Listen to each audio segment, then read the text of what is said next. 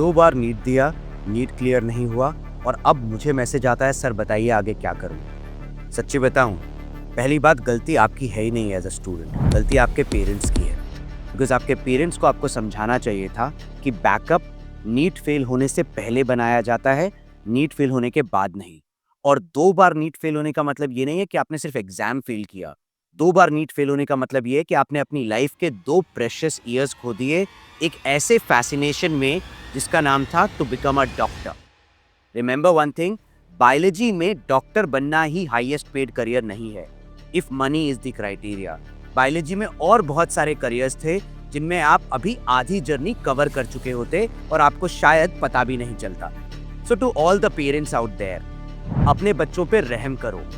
NEET और IIT के fascination में आप उनकी जिंदगियां बर्बाद कर रहे हो, बना नहीं रहे। समझ में आ गया, एक बार दिला दिया नहीं क्लियर हुआ, कम से कम तभी एक बैकअप ले लो।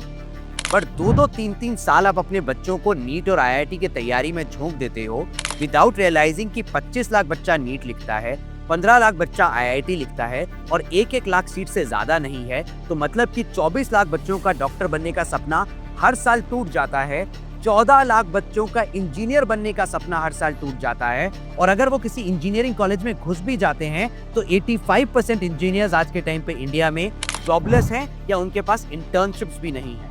और अगर ये गलती बार बार हर साल रिपीट हो रही है तो इसका जिम्मेदार बच्चा नहीं है, पेरेंट है।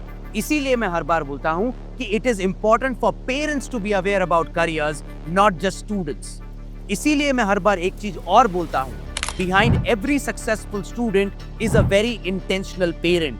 अगर आप सही में चाहते हैं कि आपका बच्चा सक्सेसफुल हो तो आपको बदलना होगा, आपकी सोच को बदलना होगा। Because engineering and medicine are not the just 2 careers in the world and it is not worth it to waste 2 to 3 years in cracking these stupid 2 exams which have low number of seats and very high number of test takers, because everybody will not be able to become a doctor and everybody will not be able to get into an IIT.